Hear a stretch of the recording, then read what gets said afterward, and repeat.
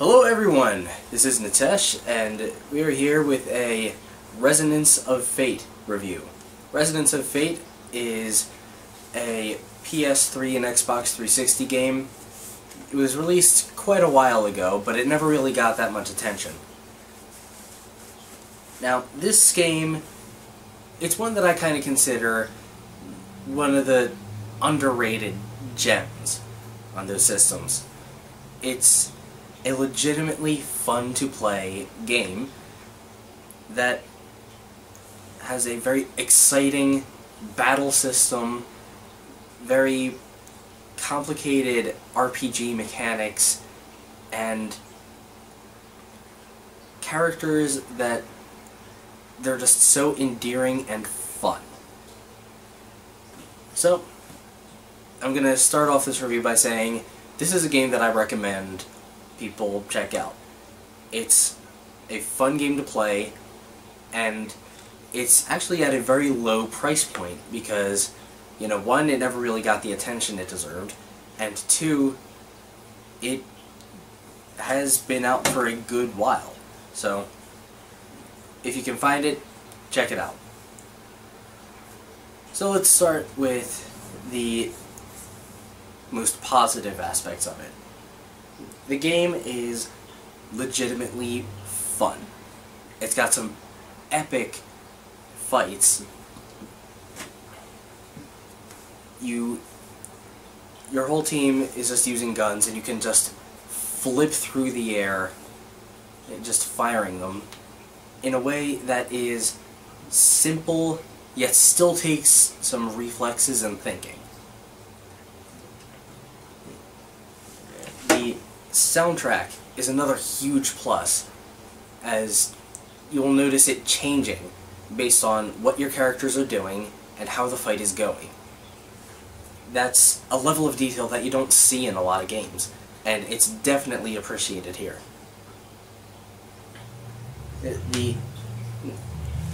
There's also some characters that, you know, they're just, it is so fun to watch these characters interact with each other, and they're just so endearing. They're complicated enough that you don't get bored of watching them day to day, and they're simple enough that you can just understand them from the get-go. They're well done, well written, and the acting in this game is top-notch. You've got Nolan North as your team's older, more mature leader, Vacheron. You've got Scott Menville playing Zephyr, the hot-headed, impulsive teen. And I don't recall the voice actress's name who played Leanne. The naive but kind girl in the team. But she was also really good. Each one of these characters has just this darker edge to them that doesn't, when it comes up, you notice it, and it just completely grabs you. Now, the cons in this game, there's a good bunch of them, but I found that a good few of them really didn't detract from my experience of the game. Now, the combat, as I mentioned, it's very exciting. It's also very difficult. If you try to do too much of the cool mid-air flips, raining bullets down on your enemies, you're going to end up completely messing yourself up. And if you aren't actually taking advantage of any cover, your team is going to get killed very quickly and very often. And the leveling system in this game I gotta go into a little detail about this. Your characters start off with different forms of weapon. There's just a handgun, which Vacheron and Leanne start out with. That does not as much damage, but that damage is permanent. That doesn't regenerate. Zephyr has the machine gun. He has an SMG, which fires a lot more bullets and does a lot more damage. But that's all scratch damage, which means the opponent's just going to recover that health. And Vacheron starts out with a box of grenades. Zephyr starts out with a box of specialty ammo, and Leanne starts off with a box of healing items. Handguns, SMGs, and grenades all have their own levels, which basically determine how good your character is with that weapon. Now, that's one thing. Like, if you're using the machine gun a lot, you're naturally going to be better with the machine gun. The problem is, you get to a point, I'm not even sure what part of the progress it is in that game. I'm thinking it might be like a third of the way through. You basically have to completely reshuffle all your equipment because there's this huge difficulty leap and none of your people are leveled up enough. The only way to get leveled up enough is to switch what weapons everyone is using and just completely reshuffle all of that. Now, that will get you like a whole bunch of levels really quickly, but on the other hand, your effectiveness in combat is severely limited until you actually get to a competent level. And then, later on in the game, you have to do that again, because, again, a huge difficulty leap. There's also combat mechanics that basically never come up. There's this one mechanic where you can have all three of the characters running and gunning all at once. The problem is, you have to control all of them, and that is difficult enough and impractical enough that it's really never going to come up. Another big flaw with this game is the graphics. By no means are they terrible, but they're really very plain a lot of the time. It's basically just a lot of gray, a lot of like gray, brown, a lot of very dull colors.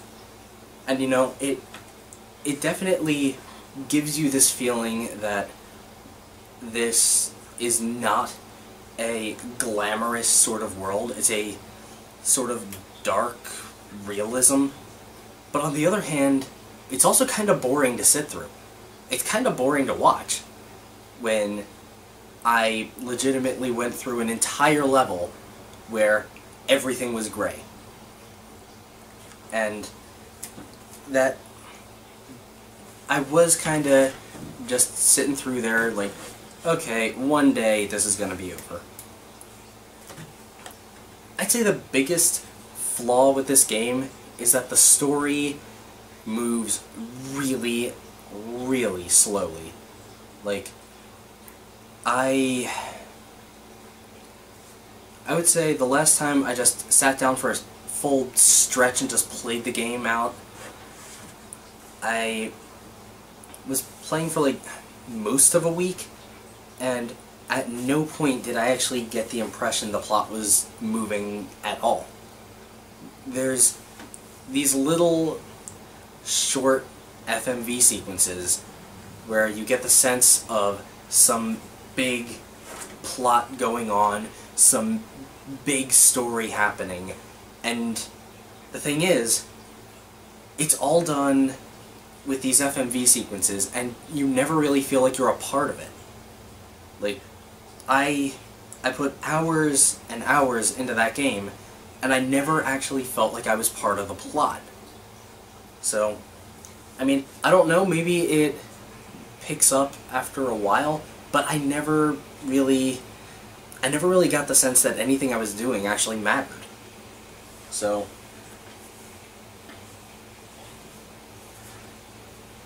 this game also has its incredibly silly points.